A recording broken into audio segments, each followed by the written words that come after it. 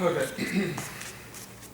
But as we said, really, okay.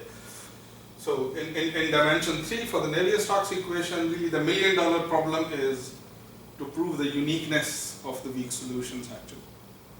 Okay, so prove the uniqueness of the weak solution. Okay. So I'm not going to get into the dimension 3, at least for existence of things in dimension 3 and some regularity, you have to read things for yourself. You have to also read for the a priori estimates for dimension 3 for yourself and the results about it.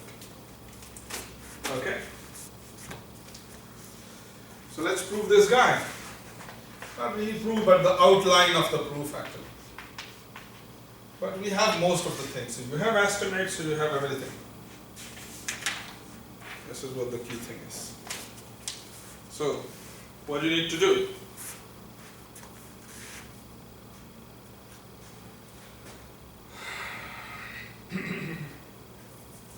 So, as I said, I'm going to do Glarican method.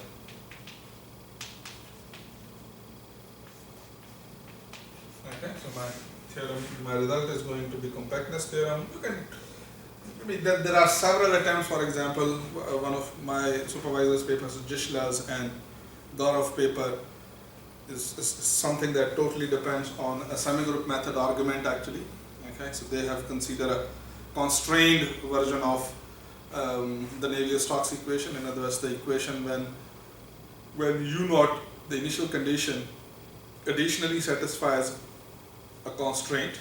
Okay, so they have solved that problem with what do you call semigroup method actually.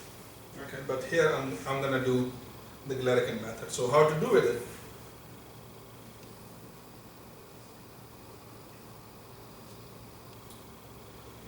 So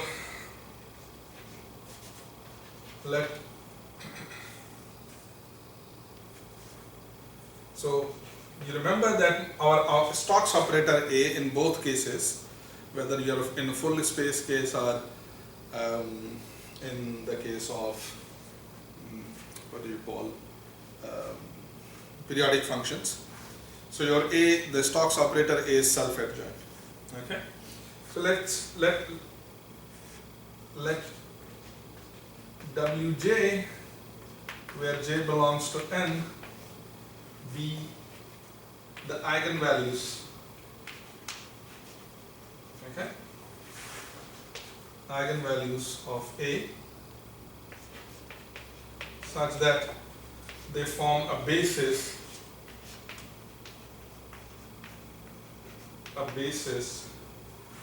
for H actually. Okay, so H is what take, I mean it depends on, you know, periodic case, and it also depends on what do you call periodic case, and also depends on the full space case actually. Okay, the kind of things that you are doing. Now for every m,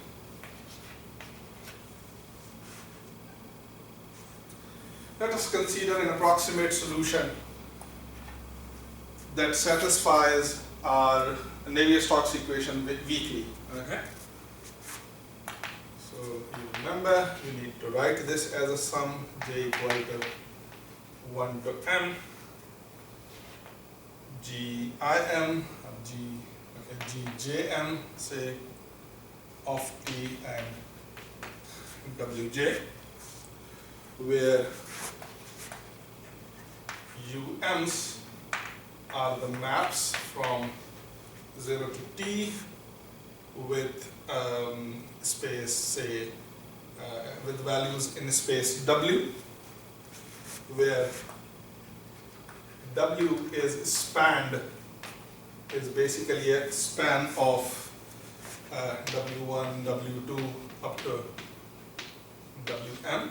There are infinite eigenvalues, but here you are talking about the finite dimensional approximation. So what basically you are doing is you are trying to throw everything into the finite dimension. You know the outline of the Glarican method. Okay, throw your things into the finite, throw your equation into the finite dimension, have an approximate equation, get a differential equation, by what do you call iterative method, pick an iterative method, you're gonna get a solution to your approximate differential equation, which will be valid locally on an interval. And then if you have a priori estimates, which we do have already, then you can pass the limits actually. And you can have the solution in the original spaces that you're interested in. Okay? So the W is the span of it. The function um, so what we are assuming is that um satisfies this, which is d by dt of v plus nu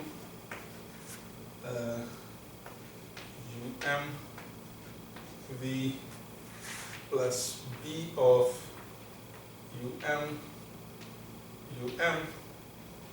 v equal to fv. By the way, in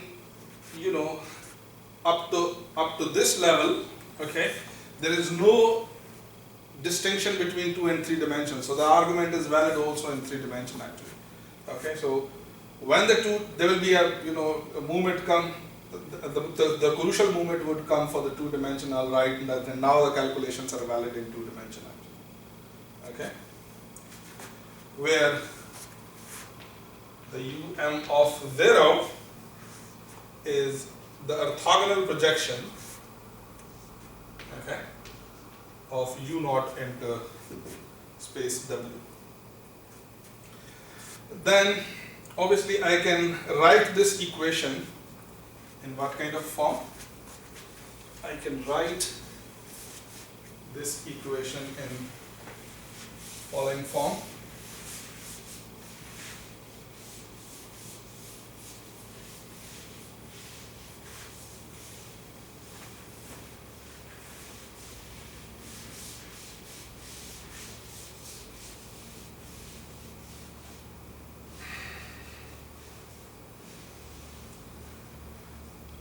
Using the projections,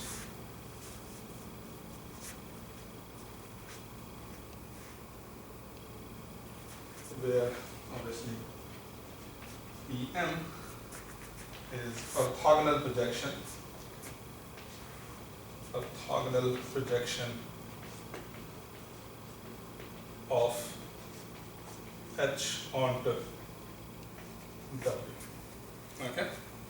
H onto W. So, something for you to carry out. This equation, okay, the way we did for the reaction diffusion equation, you can use the same analogous kind of computations, and you can you're gonna reach the following differential equation, which is going to be du by dm. So in other words, what I'm saying is that if you put all these terms together, okay, you explicitly write them. So what would be the UMV? So we know that UMV is AUMV actually. Okay, it's going to be the AUMV. And BUMUMV, so we know that this is going to be, what do you call, BUMUM, or B of UM actually. Okay, the B of UM with V. So you can write, by substituting these values, you can write this equation in the following form. It's something for you to figure it out. It's not that difficult. AUM. Okay. And for this, you have to keep in view the fact actually that if you have UV, so this is same as AUV actually. Okay. So if I have UMV, so it's going to be AUMV.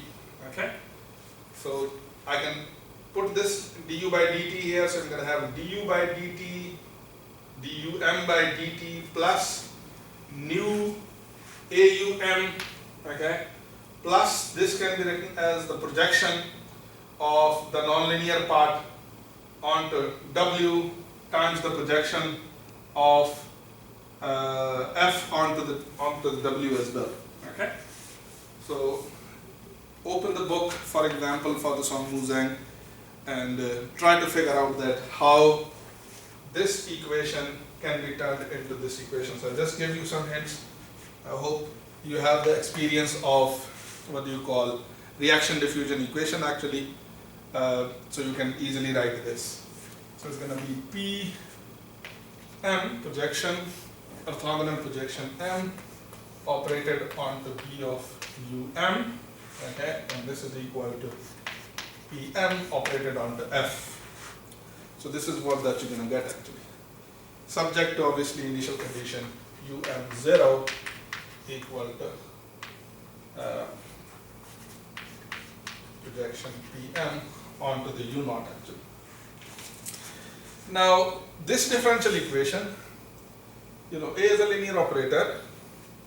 All these non-linearities are good. Okay, so nothing is something that can explode actually. For this differential equation, using the Picard approximation method, you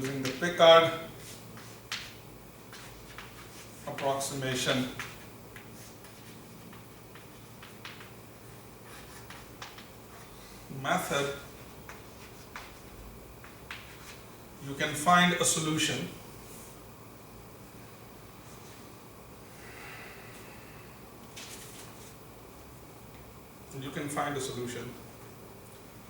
Using Picard, so you can find a solution to this problem. I don't know, let's call this A, capital A. There exists a unique solution to problem A, which is valid locally. Okay? Which is valid locally, 0 to some t that depends on M actually. Okay? And in the light of the a priori estimate, this would be also valid for Tm equal to T. In other words, that this Tm can be extended to what you call the entire interval 0 to T. Okay? Because you have a priori estimate. Now I would like to do what?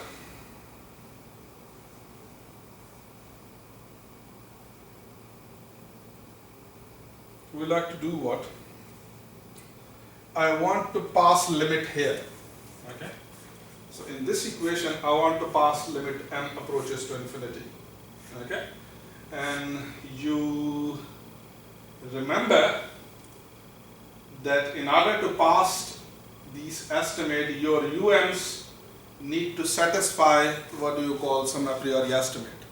But we know that any such equation, any such U that satisfies such kind of expression, we already know that it satisfies the a priori estimates, and hence UM would also satisfy the a priori estimates actually. Okay?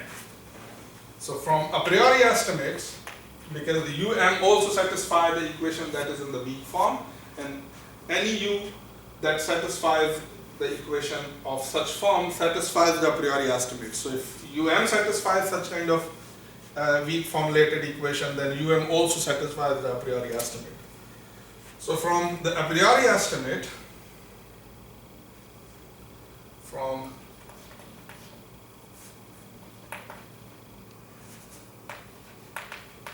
a priori estimates, which estimates? These estimates. Let me show you. These estimates. You can see these are the estimates actually. Here the U in all these estimates satisfies what do you call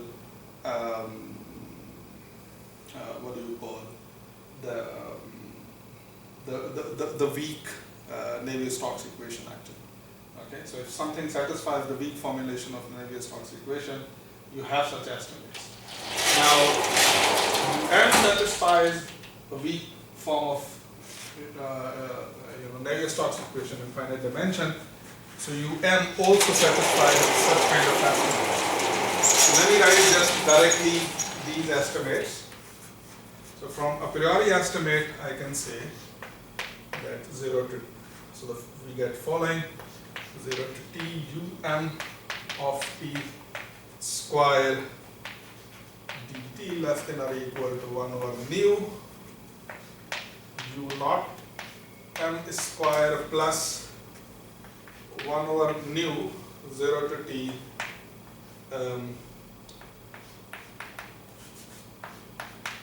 f of t square v prime dt, okay, and the supremum of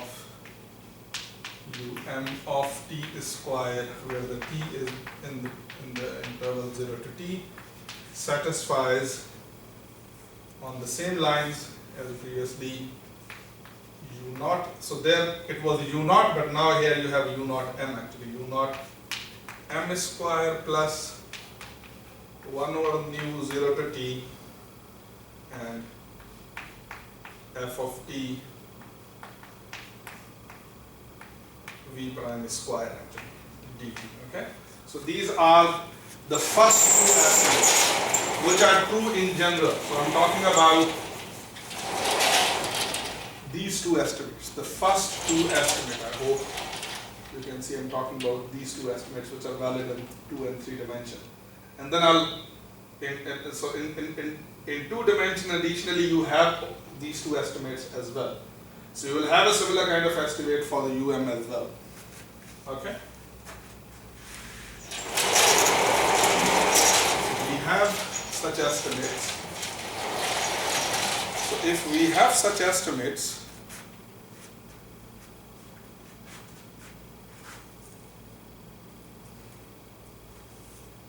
and how about u naught m?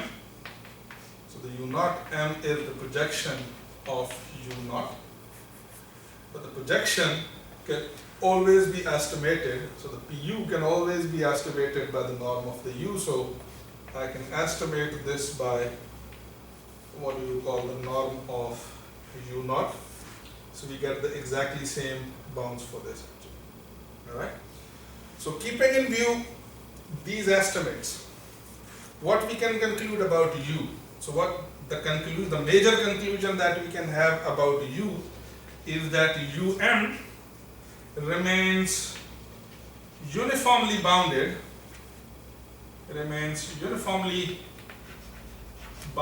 in what space? In L2 with respect to V norm, okay, and L infinity with respect to H naught, something that we said previously. So um is in L2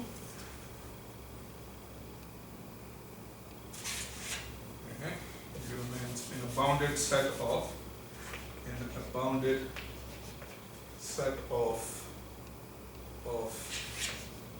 L2 0 to 2 V intersection L infinity 0 to t and H actually. So this is what that you get. Okay. And then we, for the Galerkin method, we proved some of the compact nets lemmas actually, which gives, if you remember, weak and weak star convergences for some subsequences. So if you have that remains bounded here, so by those results, okay. So as I'm saying that, I'm assuming that you know the recipe of the Galerkin method very well, okay. So if you have it, so you can say that by Galerkin method there exists a subsequence of and let's give that subsequence again name okay, such that converges to some u in L2 0 to V and V2. Okay, so this converges UM converges to UVT in here. In other words, this U is an L20 to V, and UM converges to U in weak star sense, in weak star sense in L infinity 0 to T H actually. So this is what that you get. Okay. And once you have this, so now once you have this, now you are allowed to pass your limits actually. So if you take for example d by dt of um u and plus nu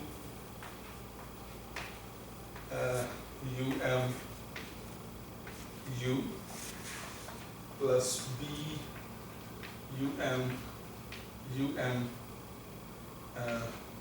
v equal to say f v. Okay, so now you can what do you call pass the limit on it actually. So if you're going to pass limit say m approaches to 2, since you have this convergences, so you're going to say that hence you have a u that satisfies uv plus nu uv plus bu v equal to fv. Okay, and the initial condition also satisfies u of 0 equal to u naught actually. Okay, and hence you have a weak solution to the problem. Okay, where this weak solution u is in the space L20 to V intersection L infinity 0 to T H actually, as what do you call claimed actually in the theorem that I stated. So you have what do you call this discussion is independent of the dimension n equal to 2 and 3. But since you have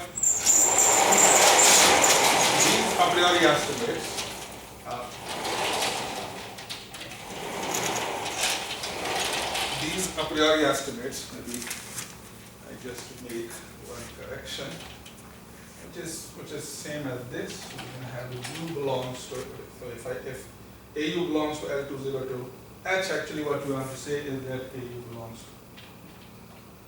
0 to the end of A. Okay. Now to complete the proof of the theorem, we need to show that for n equal to 2, you have a unique solution actually. Okay, these two estimates. So I mean, if you remember, since we have these two a priori estimates, so our UM also satisfies these a priori estimates. But in dimension 2, you also have, these a priori estimates.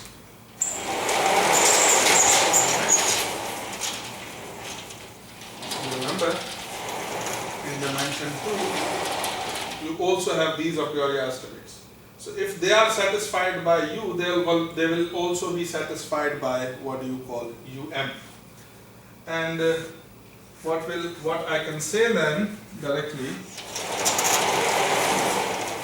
just have a quick comment over dimension n equal to 2.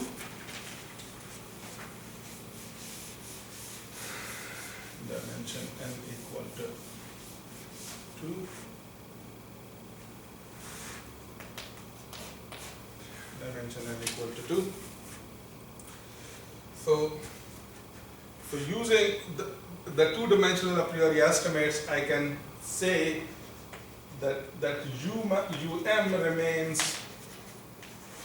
bounded in set of this L2 0 to T domain of A intersection L infinity 0 to t with values in V. Okay, and if you have these estimates, uniformly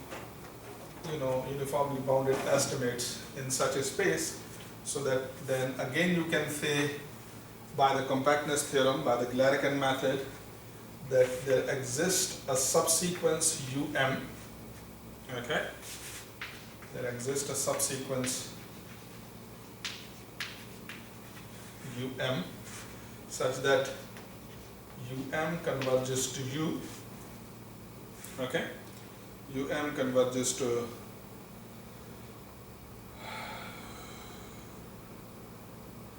U, in weak and weak star sense in such a space. Okay, weak and weak star sense, and weakly in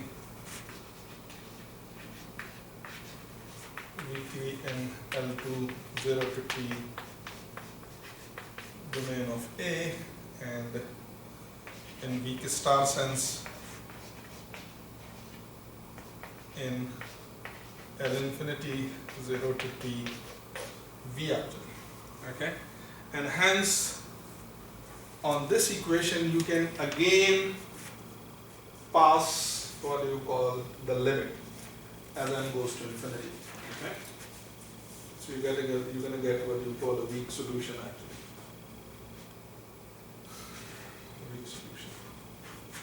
Okay, so for further details, I would refer to what you call the literature. So I just give you a bigger picture that how argument works, what are the key elements of the Navier-Stokes equation and how things works for the Navier-Stokes equation actually. Okay, there are several things that we can do actually. I can try to prove the continuity property of the U in 2 dimension. Okay, we can also show uniqueness in 2 dimension actually.